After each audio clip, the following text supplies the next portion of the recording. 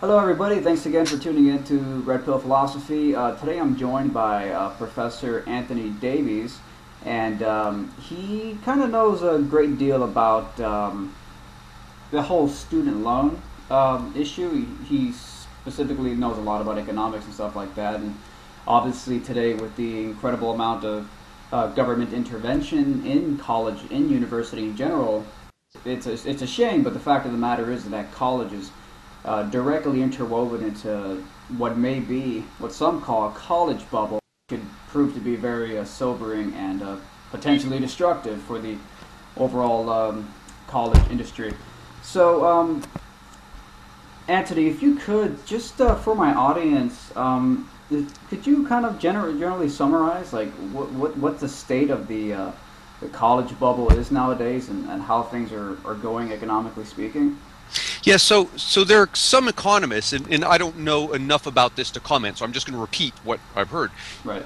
There are some economists who argue that actually over the past, whatever, 20, 30 years, we've gone through a series of bubbles as the Fed has pumped up the money supply and money's finding places to go. So, these economists would say things like, well, one of the earlier ones we saw was the dot-com bubble. So, the price of stocks rise, and then when that bubble bursts, it moves on somewhere else, and it's settled in the housing market. And we get the housing bubble, and now they're arguing that the money's come to settle in the student loan market, so we're getting the student loan bubble. And what's interesting about the student loan bubble is that all of the pieces that are related to the government and that are fueling this bubble are the same exact pieces that existed in the housing market and that fueled. It's almost a one-for-one correspondence. In both cases, the government gives special tax treatment to people who take on debt, either for housing or for student loans. In both cases, the government subsidizes the loans. In both cases, the government pushed the institutions in one case the banks, in the other case the colleges, pushed the institutions to extend their product to customers that they wouldn't otherwise extend their product to. So in the case of banks, it's low-income borrowers. In the case of colleges, it's students who probably shouldn't be going to college in the first place. In both cases, the Federal Reserve has kept interest rates remarkably low, which of course makes it cheaper to borrow. And then finally, and this is the thing that really is a problem for taxpayers, in both cases, the government has taken the risk of lending off the backs of the lenders, the banks, and put it onto the backs of taxpayers, allowing the banks to keep the profits of lending. So you get this Right. really weird situation where the banks have an incentive to lend because they make profit from lending, but there's no brake on the system. They don't have to live with the consequences of making poor loans. Yeah, that sounds terrible. Okay, so for, so for what I've been reading, most recently I think it was J.P. Morgan, one of the bigger banks in the country. They kind of backed out of the whole student loan deal, which, according to the article that I read, is very reminiscent of one of the characteristics of what was going on during right before the housing bubble burst. Banks began to pull out, or they began to become less active in those markets. Is that another correlation between the housing bubble and the college? Yeah, possibly so. I don't know the particulars of J.P. Morgan, but what I do know is that one of the things that's often overlooked with the Affordable Care Act, Obamacare, is that there was language in the Affordable Care Act to allow the federal government to start to take over more and more of the student loan industry, taking it away from private banks. And this is the same thing we had in the housing market when the government directs Fannie Mae and Freddie Mac, which are government entities, to take over much of the mortgage market. So the government is becoming a major player in the loans. And the more of a role the government plays, the less apt banks are, private banks, to play in that space, because things become unpredictable, or I shouldn't say unpredictable, things become driven by political considerations rather than by profit considerations. What do you think has caused so much debt to pile up in regards to student loans? Like, is there any particular force that's kind of driving that? Well, part of it is this thing that people keep repeating, that the key to success is a college degree. And what's really scary is if you look back 20 years, the government was saying those exact words with respect to housing. The key American dream is to own your own house. Now they're saying it about education. So people get it in their heads that, well, because otherwise, you just won't be a success. And so what happens is people would be better off not going to college. And Wow. by that, they're in doing things, being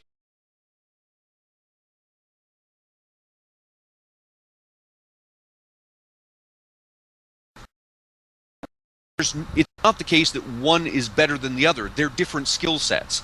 And when you take one person, it doesn't matter which way you go. You take people from one set and put them in the other place, they're for more poorly than the people who would be there naturally otherwise. Right. So to a certain degree, you think it's kind of the current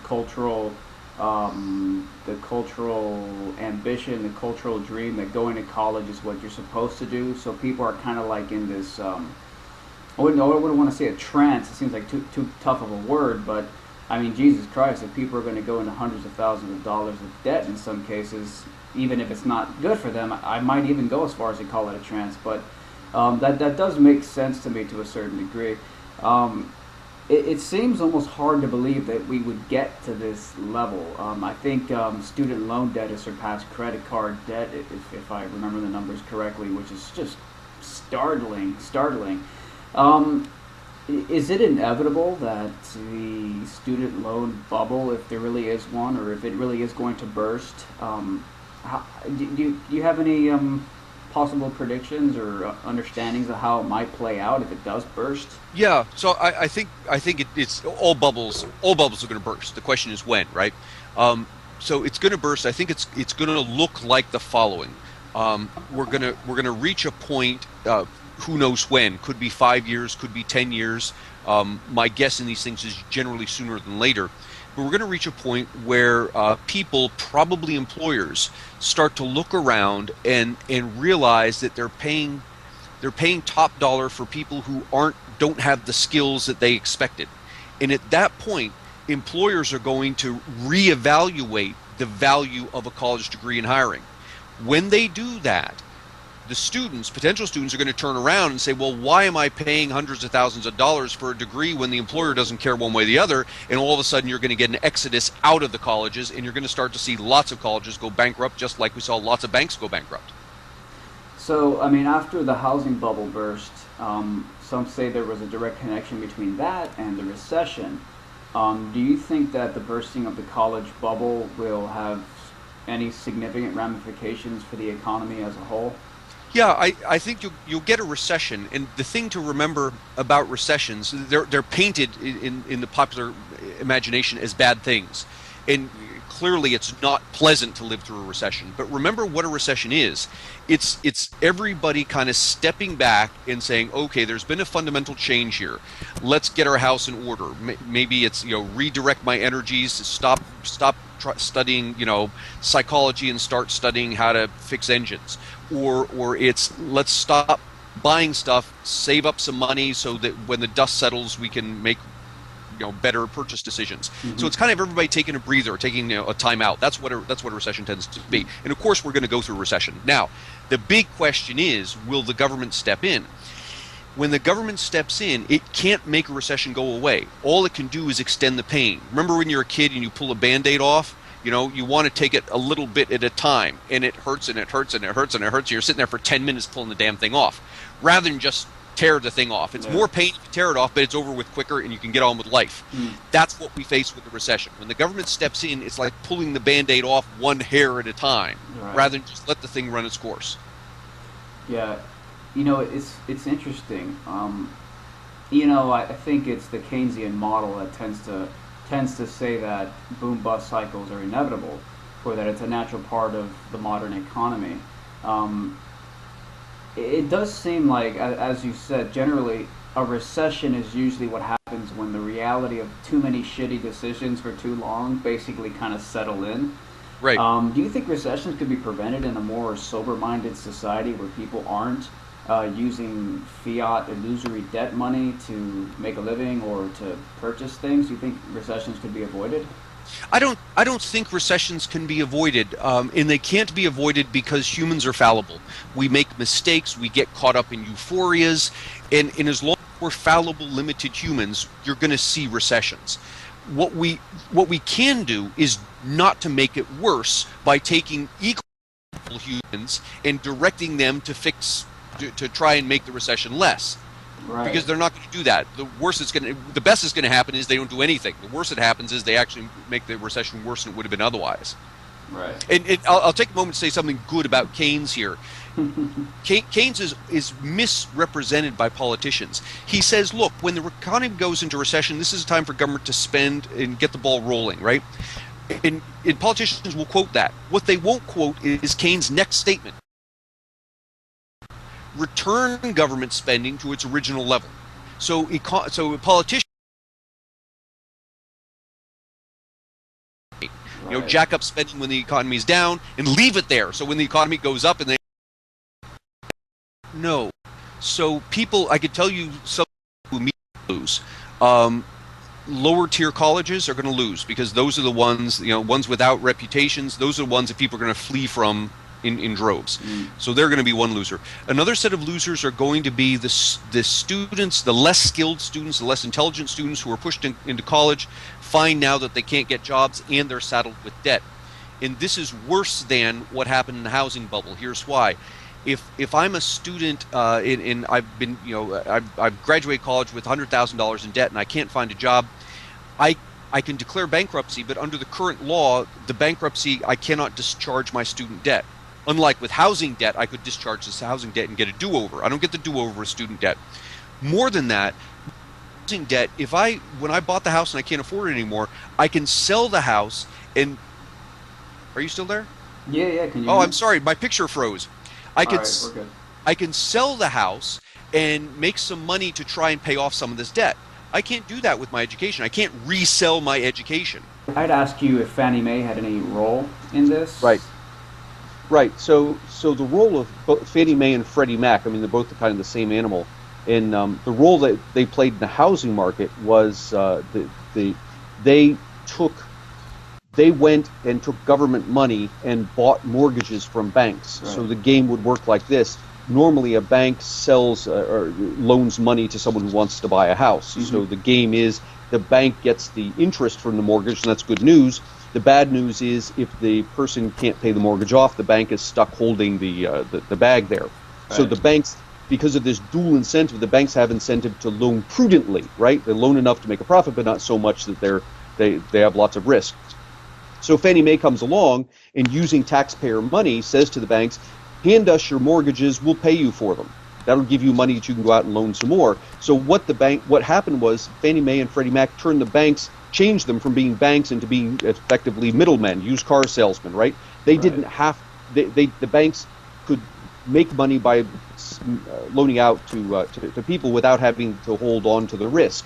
So banks did what you would expect, is they just started loaning to everybody and anybody. And we've got a similar situation brewing in the student loan market. It's not Fannie Mae and Freddie Mac, but the Department of Education now is charged with making loans to students for student loans. So if the students can't pay off the student loans, it's a Department of Education that's left holding the bag, not private banks. And Department of Education is, where they get their money from, the taxpayers. So it's the taxpayers that are going to end up being on the hook for student loans, just like they were on the hook for mortgages. Well, and with the mortgages, technically, even though private banks were, private, what does private even mean nowadays, really? I mean, there's such a blur between the Federal Reserve, which is whatever you want to call that, part private, and then all the other supposedly private banks. But in the case of the mortgage, even though they were mostly private, was it private banks that were primarily giving out the bad home loans, or the loans to people who couldn't pay them, or Fannie Mae and Freddie Mac were the ones doing it, and those are actually government institutions? What's the deal on those? Yeah, so Fannie Mae and Freddie Mac never dealt with individuals directly. It was the private banks that made the loans and then turned around and handed them to Fannie Mae and Freddie Mac. So Fannie Mae and Freddie Mac were basically government institutions. Right, that's correct. So the taxpayers ended up footing the bill. Mm-hmm. Yes. Terrible. So, I mean, I wanted to ask you two separate questions. But the first one is, so many individuals nowadays make a living through college. I mean, you're a professor. There are so many people associated with the university or the general college industry that make livings from it. Some might argue that, okay, so a college bubble implies that maybe there's a little bit of artificial demand, that maybe not as many people want or need college as currently go, which would kind of mean that a lot of professors would probably be out of a job if the marketplace reacted the way it should. So to play devil's advocate, what would happen to all those professors? I mean, wouldn't they be out of a job technically? Oh yeah, they'd be out of jobs, and that's certainly bad news for the professors. But it's not bad news for the economy, because what's happened is the market has discovered that we have this resource, smart people that we're using in a poor fashion. We're using this resource to produce a product that's not very valuable, and so as colleges start to go bankrupt, these professors are going to be out of jobs. They're going to have to do something else. What else will they do? I don't know. If I knew that, we could have a centrally planned economy, because I could just tell them where to go. Right. But they'll find something, and you'll go through a period. You'd have a recession. You will go through a period of pain, and there are going to be people who feel the pain. But it's pain that you've got to feel because you're in a space that you shouldn't be in. We've got no business training the number of people, or training them for the things that we're training them for. And this is what the market is saying to us. Right. Which I think it kind of connects to the whole idea of like automation, like where like companies, I think McDonald's, for example, has been using they've been using basically machines, robots, to replace some of their cashiers. And of course, a lot of people make the argument that that's not good for the economy, because if you have a bunch of machines replacing humans, then that means those humans are out of jobs. But I wanted to get your take on that. I mean, I personally don't think it's actually a bad thing. If you follow the chain of events thereafter, you actually see that more jobs are probably going to end up being created, because the money saved means more money could be spent in other areas of the economy. What's your insight on that? Like, what's your perspective on like machines and how they affect the economy? Yeah, and this is something that people, they're stopping the argument before you get to the end game. Yeah. When you say something like, well, we shouldn't allow the machines to replace people because people will be out of jobs. Right. Well, that's, you're into step 1 and 2 of the entire game. The rest of the steps involve those people who are out of jobs going and finding something else to do. And when they find something else to do, what they find is something that the society values more than the job they were doing. So, if you want to take this argument in the other direction, you can look backward and say, well, think of all the jobs we could create if, we got rid of cars, and instead, people had to, use horses and buggies and all of this. Right. So you can go backwards and get rid of automation. You can see very clearly that, wait a minute, if we get rid of this automation, sure, we would hire people to do things that machines do today, but we'd all be worse off. Why would we be worse off? Because it's better to let the machines do this and let the people who were doing that go and do something else that's more valuable. Totally. Yep, that basically sums it up. All right, man, that's pretty much it. I just wanted to get some quick perspectives on the whole student loan debt. That stuff has been troubling me for a while, and I've tried to convince some of my family members to really consider going to college, but to no avail. So maybe this will help clear that up for them. Would you like to plug any website or anything associated with your name? Sure. If you want to see some interesting stuff of mine, you can find it at anthonydavies.org. And I highly recommend, if you're interested in economics, check out learnliberty.org, and you'll find lots of videos by me and other professors there. Great. All right, man. Thank you so much for your time. Thank you. Bye-bye. All right, man. Bye-bye.